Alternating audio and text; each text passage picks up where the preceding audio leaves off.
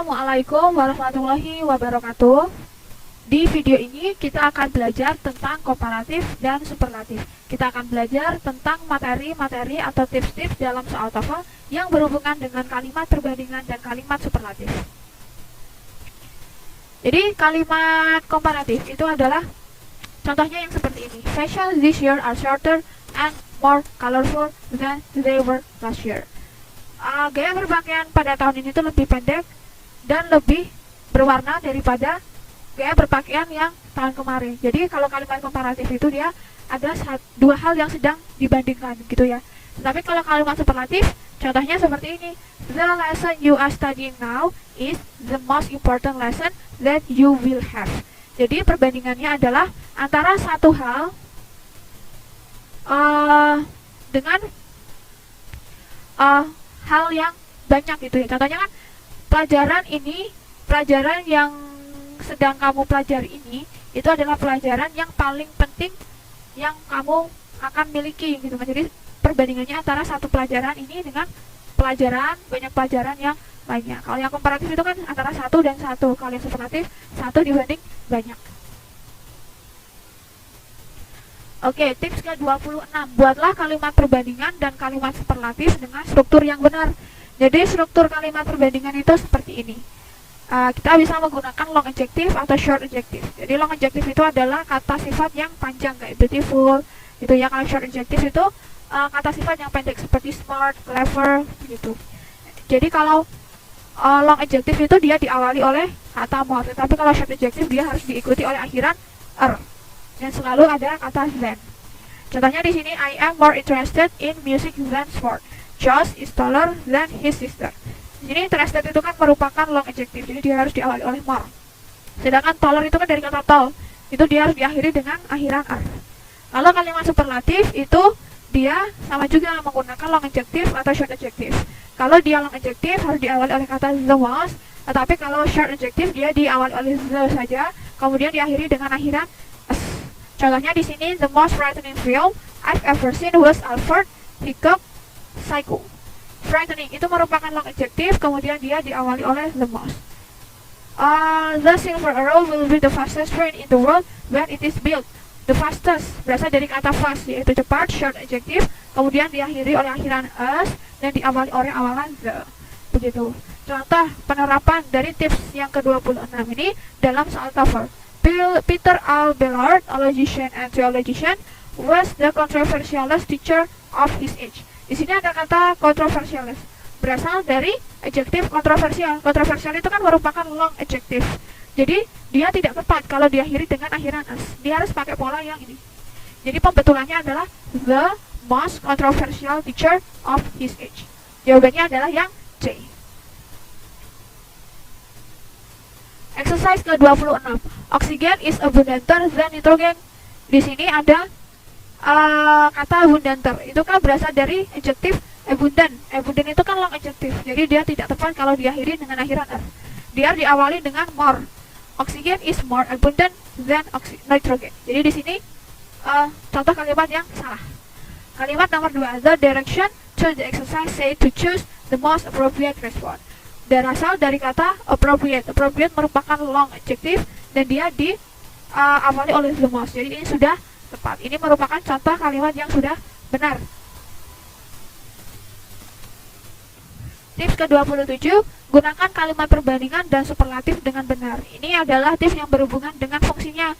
Kalau tips yang tadi ke-26 adalah berhubungan dengan bentuk kalimatnya. Kalimat perbandingan digunakan untuk membandingkan dua hal, sedangkan kalimat superlatif digunakan untuk menunjukkan yang mana dari sekian banyak yang paling menarik perhatian. Jadi kalau kalimat perbandingan itu difungsikan untuk membandingkan satu dengan satu hal yang lainnya, tetapi kalau kalimat superlatif digunakan untuk membandingkan satu dengan banyak hal. Jangan sampai terbalik fungsinya. Contoh di dalam soal TOEFL, protein molecules are the most complex than the molecules of carbohydrate. Jadi di sini ada dua hal sebenarnya yang diperbandingkan, yaitu protein molecules dan carbohydrate molecules. Ini kan dua hal, tetapi di sini dia menggunakan bentuk yang kalimat superlatif. Ini kan salah. Seharusnya bukan the most ya, tetapi more. Protein molecules are more complex than, begitu. Jadi bukan the most, tetapi pakai more saja. Exercise ke-27. Harvard is probably the most prestigious university in the United States. Di sini ada adjektif prestigious dan menggunakan kata the most di awal. Jadi sudah betul, dan dia membandingkan antara Harvard dengan semua universitas di United States. Jadi dia sudah betul ya, antara satu universitas dengan banyak universitas. Ini merupakan contoh kalimat yang sudah betul. Rhonda is more hardworking of the class. Ini maksudnya dia ingin membandingkan antara anak yang namanya Rhonda dengan semua teman-teman yang ada di kelasnya. Nah, dia menggunakan kata more, kalimat perbandingan. Nah, ini salah ya.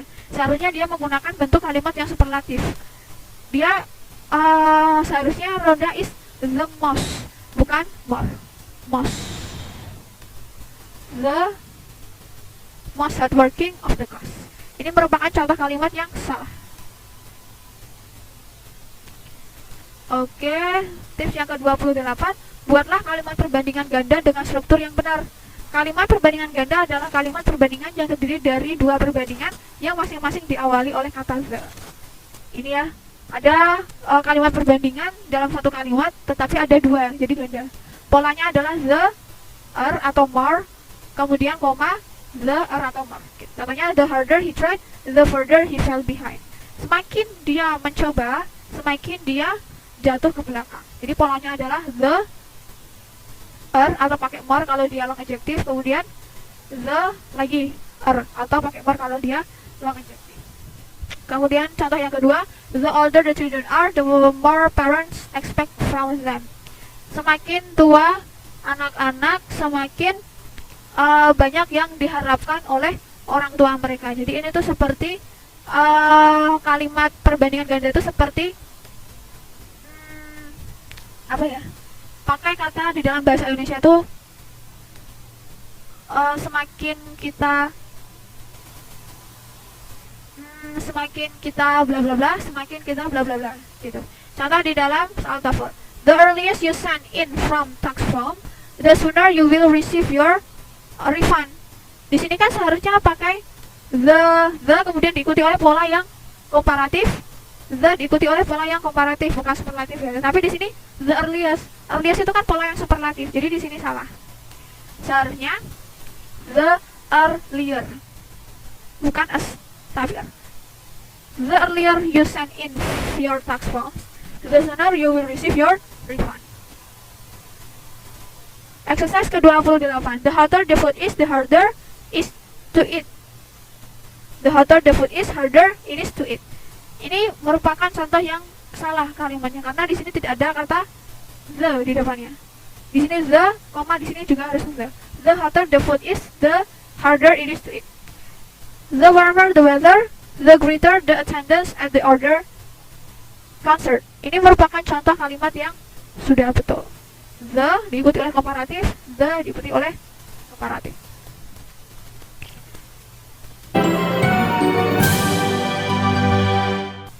Assalamualaikum warahmatullahi wabarakatuh.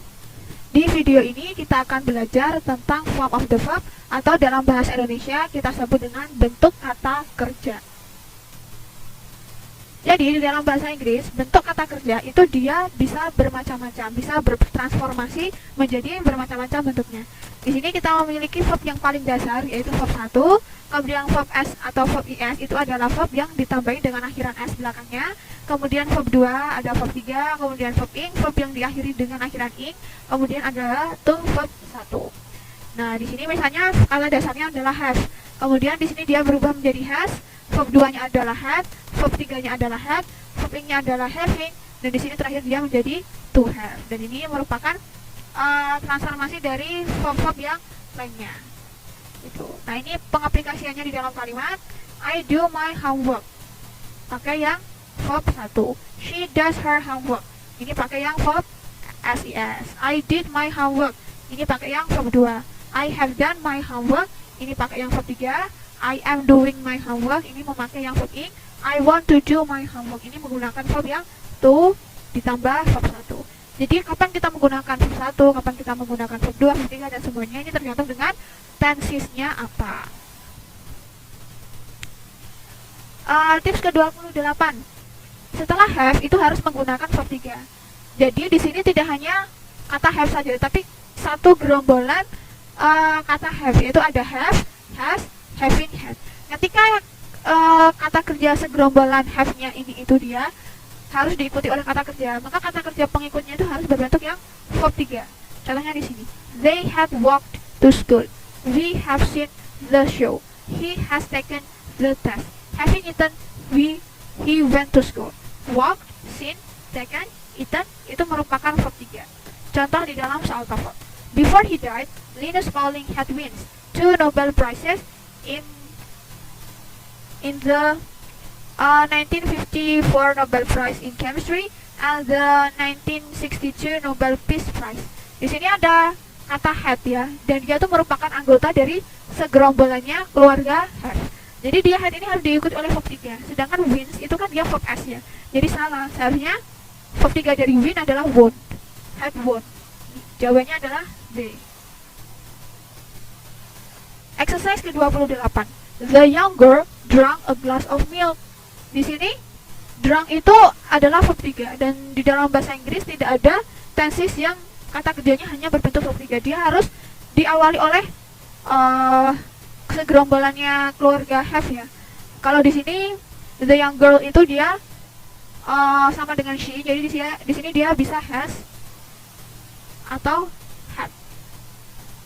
The young girl has atau had drunk a glass of milk. Jadi di sini merupakan contoh kalimat yang salah. Before she left, she had asked her mother for permission. Ada had, ada verb 3. Jadi di sini merupakan contoh kalimat yang sudah benar. Tips ke-20. Tips ke-30. Setelah be, gunakan verb ing atau verb 3. Nah, be di sini dia bisa bertransformasi menjadi berbagai macam verb ya. Be, is, am, are, was, were, been, being. Kita sebut kata kerja ini dengan keluarga be. Jadi kalau saya bilang keluarga be berarti mencakup semua anggota dari ini. Nah, polanya adalah seperti ini. Jadi polanya seperti ini ya. Setelah be, dia harus diikuti oleh verb ing atau verb 3. Perbedaannya apa? Kalau dia diikuti oleh verb ing, maka makna dari kalimatnya adalah kalimat aktif. Tetapi kalau diikuti oleh verb 3, maka makna dari kalimat tersebut adalah kalimat pasif. Contohnya di sini, we are doing our homework. Jadi kita mengerjakan PR kita, kalimatnya aktif. The homework was done early. PR-nya dikerjakan awal. Jadi ini merupakan kalimat yang pasif. Mengerjakan, dikerjakan. Contoh di dalam soal TOEFL. Nails are commonly made of steel but also can contain substances such as aluminum or brass. Nails itu adalah paku, are commonly made. Di sini sudah salah ya, karena ada anggota dari keluarga B yang berupa are, kemudian diikuti oleh make. Make ini kan verb 1, sedangkan di sini peraturannya kalau ada B dia harus diikuti oleh verb ing atau verb 3. Maka kita harus memilih verb ing atau verb 3. Karena berhubung ini dia kalimatnya bermakna pasif, maka kita harus memilih yang verb 3. Jadi di sini bukan make tetapi made. Nails are commonly made of steel. Exercise ke-30. At 12, Sam is eat his lunch. Di sini ada keluarga B yang berupa is, kemudian diikuti oleh verb 1 eat. Nah di sini kan salah. Seharusnya antara verb ing atau verb 3. Dia kalau dilihat-lihat kalimat ini merupakan kalimat yang aktif. Sam makan siangnya gitu kan. Jadi ini seharusnya verb ing yaitu eating. At 12, Sam is eating his lunch. Ini merupakan contoh kalimat yang salah. We are meeting them later today. Ada keluarga B kemudian diikuti oleh verb ing sudah betul dan kalimatnya bermakna aktif. Jadi di sini merupakan contoh kalimat yang sudah betul. Setelah modal verb gunakan verb 1. Modal verb itu apa? Modal verb itu ya anggotanya verb-verb yang ini. Ada will, would, shall, should, can, could. Nih ya, ada koma di sini. Can, could, may, might, must. Setelah modal verb, setelah kata-kata ini dia harus diikuti oleh verb 1. Contohnya adalah the boat will leave at 3. Will itu merupakan modal verb, jadi dia harus diikuti oleh verb 1. The doctor may arrive soon. Ada may merupakan modal verb yang harus diikuti oleh verb 1. Contoh dalam soal TOEFL, the advisor told him while listening to the speech that a dozen other reporters would has already asked that question. Di sini ada kata would yang merupakan anggota dari modal verb, maka harus diikuti oleh verb 1. Sedangkan has di sini kan verb s ya. Jadi ini tuh salah. Seharusnya bukan has tetapi have. Would have already asked. Exercise ke-31. The sales clerk made lower the price. Di sini ada modal verb might Kemudian ada lower itu verb 1, jadi ini sudah betul. The television movie will finishes in a few minutes. Will adalah verb, tetapi di sini finishes itu merupakan verb SES. Jadi di sini salah ya. Seharusnya ini adalah verb 1 sehingga IS-nya harus kita hilangkan. Will finish. Ini merupakan contoh kalimat yang salah. Assalamualaikum warahmatullahi wabarakatuh. Di video ini kita akan belajar tentang use of the verb, atau kita akan lebih fokus kepada penggunaan dari kata kerja. Tips ke-32. Kenali kapan harus menggunakan clause bertenses present dan past dalam satu kalimat yang sama. Jadi kalimat terdiri lebih dari satu clause, itu terkadang satu clause dan clause yang lainnya itu menggunakan tenses yang berbeda. Contohnya ini ada satu kalimat yang terdiri dari dua clause, dan clause 1 dan clause 2 itu tensesnya berbeda. Contohnya, I have been an online teacher since I was a university student. Aku sudah menjadi pengajar online semenjak aku itu adalah seorang mahasiswa. Klausa yang pertama itu bertenses present perfect tense, sedangkan klausa yang kedua itu bertenses simple past tense. Jadi ini itu normal terjadi di dalam tulisan bahasa Inggris. Penggunaan dua tenses dalam satu kalimat dapat menimbulkan kebingungan, terutama ketika terdapat past tense dan present tense dalam satu kalimat. Contohnya ini, he took the money when he wants it. Nah, ini merupakan contoh yang salah ya, karena dia mengambil uangnya itu di masa lalu past tense, tetapi dia menginginkannya sekarang. Jadi bagaimana kita menginginkan uang sekarang, tapi kita narik ke ATM-nya itu di masa lalu, kan itu tidak masuk akal. Jadi memang penggunaan dua tenses di dalam multiple clause sentence itu memang agak membingungkan ya. Jadi kalimat tadi itu bisa dibetulkan menjadi seperti berikut ini. He took the money when he wanted it, atau he takes the money when he wants it. Itu. Namun tidak semua kalimat dengan past tense dan present tense itu salah. Ada juga kalimat bertenses past dan present yang memiliki arti yang masuk akal. Kalau yang tadi itu kan artinya tidak masuk akal ya, tapi kalau ini contohnya artinya masuk akal. I know that he took the money yesterday. Aku tahu bahwa dia mengambil uang kemarin. Jadi ini tuh present tense, yang ini adalah past tense. Jadi kita dalam membaca atau menemukan sebuah kalimat yang terdiri lebih dari satu klausa dan masing-masing klausanya itu memiliki tenses yang berbeda, kita harus mengecek apakah tenses yang digunakan itu menimbulkan makna yang masuk akal atau tidak. Jadi tinggal dibayangin aja itu maknanya masuk akal atau tidak untuk mengetahui ini kalimatnya benar atau salah. Contohnya di dalam soal TOEFL, in several of his paintings, Edward Hicks depicted the Quaker farm in Pennsylvania where he spent his youth. Jadi di sini tuh ada dua klausa ya, Edward Hicks depicted ini ya. Kemudian klausa yang kedua itu ini. Nah di sini tuh he spends his youth itu kan dia present tense, sedangkan Edward Hicks depicted ini kan past tense. Bagaimana caranya si Edward Hicks ini dia mengambil gambar di masa lalu, tetapi dia gambarnya itu atau tempat yang dia gambar itu dia menghabiskannya di masa sekarang, menghabiskan waktu masa remajanya di masa sekarang. Kan dia jadi aneh ya. Jadi seharusnya klausa yang ini dan klausa yang ini tuh memiliki tenses yang sama. Jadi ini bisa diganti spends-nya menjadi verb 2 yaitu spent. Ini pakai T. Nah, begitu. Jadi ini mengapa salah kalimatnya, karena ini menggunakan dua tenses yang berbeda dan ketika digunakan secara bersamaan itu menjadi tidak masuk akal. Exercise ke-32. I'll tell him the truth when he asks me the question. Aku menceritakan kejadian sebenarnya ketika dia memintaku bertanya kepadaku tentang pertanyaan itu.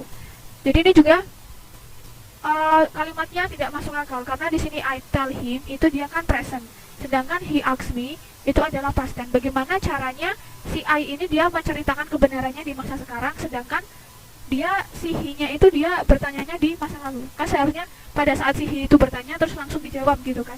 Jadi ini merupakan contoh kalimat yang salah karena tidak masuk akal. Sedangkan ini kalimat nomor 2, I understand that you are angry. Aku mengerti bahwa kamu kemarin itu sedang marah. Dan ini walaupun tensesnya berbeda, ini present, yang ini past, tetapi masuk akal maknanya. Karena angry-nya itu kemarin, terus si I ini dia mengatakan di masa sekarang bahwa dia itu memahami kondisinya si you ini kemarin kenapa dia marah gitu. Jadi ini merupakan contoh kalimat yang benar. Jadi kesimpulannya berhati-hati dalam Kalau kita menemukan tenses yang berklausa beda, kalimat multiple clauses yang bertenses berbeda, kita cek apakah maknanya itu masuk akal atau tidak. Tips ke-33, gunakan have dan had dengan benar. Jadi kalau have itu dia present perfect tense, kalau had itu past perfect tense. Present perfect tense digunakan untuk menyatakan aktivitas yang dimulai di masa lalu dan aktivitas tersebut masih berlangsung di masa sekarang. Ini adalah polanya. Ada have, kemudian diikuti oleh verb 3. Contohnya adalah Sue had lived in Los Angeles for 10 years. Sue ini dia telah tinggal di LA itu selama 10 tahun. Jadi kondisinya si Sue sekarang itu ya masih tinggal di LA sekarang. Karena si perfect tense ini menyatakan aktivitas yang dimulai di masa lalu dan aktivitas tersebut masih berlangsung di masa sekarang. Jadi sekarang Sue itu masih tinggal di LA. Kalau yang past perfect tense itu digunakan untuk menyatakan aktivitas yang dimulai di masa lalu dan aktivitas tersebut sudah selesai di masa lalu juga sebelum kejadian lain terjadi di masa lalu. Polanya adalah had plus verb 3. Contohnya, Sue had lived in LA for 10 years when she moved to San Diego. Jadi kalau past perfect tense itu kejadiannya dimulai di masa lalu dan sudah selesai juga. Gitu ya. Jadi ini kondisinya Sue sekarang itu sudah tidak lagi tinggal di LA, dia sudah pindah lagi gitu. Contoh penggunaan dari tips ke-33 ini di dalam soal TOEFL. Tom had finished the exam when the teacher collects the paper. Jadi ini ada yang salah di dalam kalimat ini karena Tom ini telah menyelesaikan ujiannya ketika guru itu mencoba mengambil soal ujiannya. Ujiannya kan di masa lalu, berarti dia mengambil soal ujiannya juga di masa lalu juga. Jadi di sini bukan koleksi ya, tapi collected pakai ed, past tense bukan present tense. Exercise ke-33. I have always liked the designs that are on the cover. I have always liked the design that are on the cover. Di sini merupakan contoh kalimat yang benar ya, karena tensesnya itu sama-sama present. Ini present perfect, sedangkan ini present tense, simple present. Jadi sudah betul. Kalau kalimat yang nomor 2, because her proposal had been rejected, she is depressed. Ini rejected ini itu kan di masa lalu ya. Seharusnya depressed-nya juga dimulai di masa lalu. Jadi ini she bukan is tapi was. Jadi ini merupakan contoh kalimat yang salah. Tips ke-34. Gunakan tenses yang benar sesuai dengan time expression-nya. Jadi kita harus mencocokkan antara time expression dengan tenses yang benar itu. Kalau kita menggunakan tenses past perfect, itu biasanya kita menggunakan time expression by diikuti oleh now. Kalau di sini by 1920 itu artinya by itu menjelang tahun 1920 gitu. Simple past itu biasanya ditandai dengan time expression 2 years ago, 3 years ago, last year, last week, last month, kemudian di tahun 1920, di tahun 2002 gitu ya. Kemudian kalau present perfect itu ditandai dengan time expression since 1920, since 2000, semenjak tahun berapa gitu ya. Since artinya semenjak. Kemudian lately itu artinya baru-baru ini. Contoh di dalam soal TOEFL, Florida has become the 27th state in the United States on March 3, 1845. Jadi di sini ada time expression itu berupa tanggal dan tahun ya. Dan ini tanggal dan tahunnya itu kan berada di masa lalu. Tetapi di sini tenses yang digunakan itu present perfect, tenses present. Jadi ini salah. Seharusnya bukan has become tetapi had become. Florida had become the 27th state in the United States on March 3, 1845. Atau bisa juga became. Intinya tensesnya harus tenses yang past, gak boleh present karena ini kejadiannya sudah berlalu. Exercise ke-34. The phone rang incessantly last night. Nah ini sudah betul ya, last night. Kemudian tensesnya simple past, verb 2. Ini sudah betul. Kemudian kalimat nomor 2, they have finished contacting everyone by 4 yesterday. By 4 ini kan dia untuk past perfect ya, penanda waktu past perfect. Tapi di sini dia present perfect. Dan ini salah. Seharusnya had finished. They had finished contacting everyone by 4 yesterday. Jadi ini contoh kalimat yang salah. Oke, kemudian tips ke-35, gunakan tense yang benar dengan kata will dan would. Nah, ini ada beberapa pasangan ya tenses. Kalau simple present itu biasanya dipasangkan dengan simple future. I know that they will arrive. Simple present, I know. Simple future, they will arrive. Kemudian kalau simple past dipasangkan juga dengan past future. Simple present dengan simple future, simple past dengan past future. I know that they will arrive. Simple past, I know. Past future, they will arrive. Terdapat pengecualian dalam kalimat permintaan. Simple present bisa digunakan bersama past future untuk membuat sebuah permintaan yang sopan. Nah, ini khusus buat kalimat permintaan. Ini bisa pasangannya dirubah. I would like to know if you have a pencil that I could borrow. I would like, ini dia past future. If you have a pencil, dia simple present. Ini kalimat yang benar karena ini I would like-nya itu digunakan untuk sebuah permintaan ya. Contoh tips ke-35 ini dalam soal TOEFL. In making their calculation, institute researchers assume that the least costly form of energy will be used. Nah, di sini ini kan institute researchers assume, ini kan dia simple present, tapi dia dipasangkan dengan past future would. Ini kan salah. Seharusnya kalau simple present ya dipasangkan dengan simple future. Jadi di sini would itu salah, seharusnya will be used. Exercise ke-35. He knows that he will be able to pass the exam. Ini simple past, tapi yang ini simple present, tidak cocok ya, ini salah. Seharusnya salah satu harus dirubah. Misalnya kalau yang dirubah will-nya itu harusnya menjadi would. Harus sama-sama pas. Kalimat nomor 2, I think that I will leave tomorrow. I think simple present, I will leave itu adalah simple future. Jadi ini sudah benar. Oke, terima kasih bagi yang sudah menonton video ini. Sampai jumpa di video selanjutnya. MTW 2020.